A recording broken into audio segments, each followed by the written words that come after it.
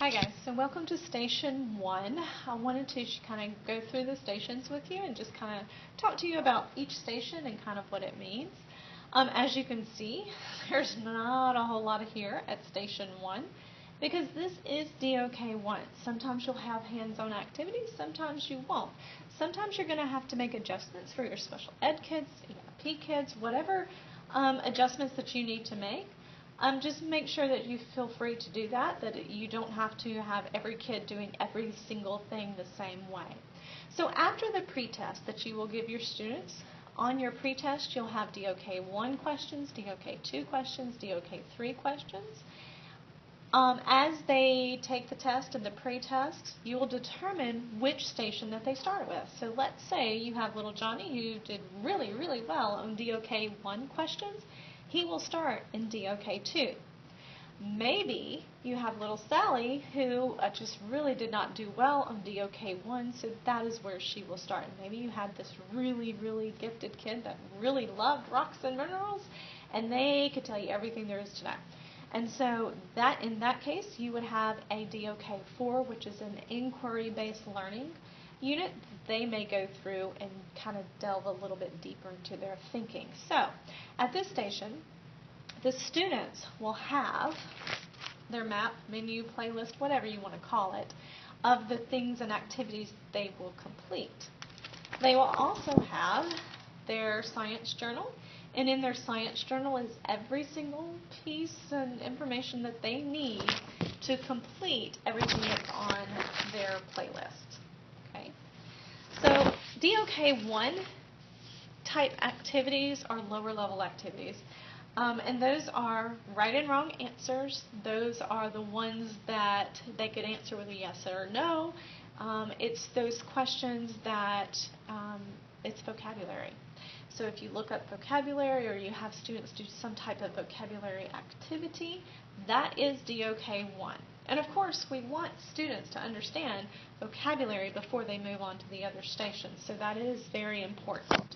So if you'll notice on the playlist menu, whatever you want to call it, there are several things. There's a focus question. That is your overarching main question that you come back and close every lesson with.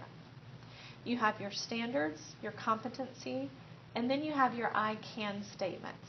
Your I can statements align with your standards. So basically you're turning it into kid-friendly language, but you're taking your I can statements, and this is what the students will learn as they work through all of these stations. So the lower level, the DOK 1 I can statements, they will be addressed in this DOK 1 station. Your DOK 2 level questions, obviously the DOK 2 stations and so forth. But if you look at this, maybe as a teacher you decide little Johnny only needs to complete one of these. Okay, then he can only complete one of those, and then he takes his formative assessment. Maybe Sally needs to complete them all, and that's okay too. She will complete them all and then do a formative assessment. Everybody does a formative assessment for each DOK station. They have to pass the formative assessment before they can move on. If they don't pass, then you remediate the students that are still struggling. This is where your small groups come in, and that's very important. And it takes a while to teach your students how to go through and do something that's similar to this. So be patient with your students. Maybe you don't get small groups every single time you want to right at first, and that's okay too.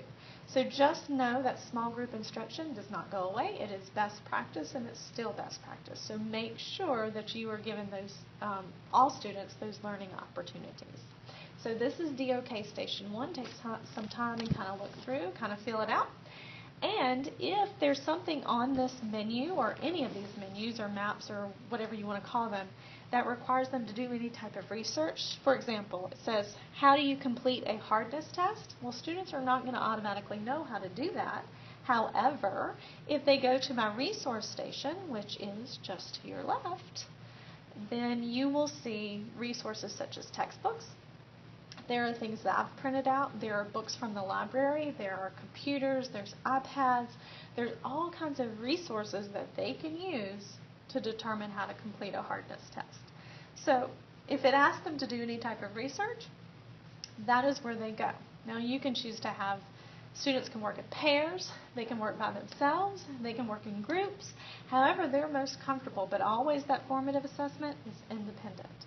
Just remember that formative assessment has to be independent so that you know that they got all the information they needed.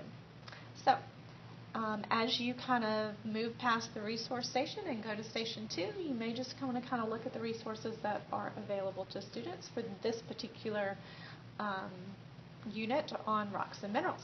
Anyway, thank you, and if you have any questions, just let me know.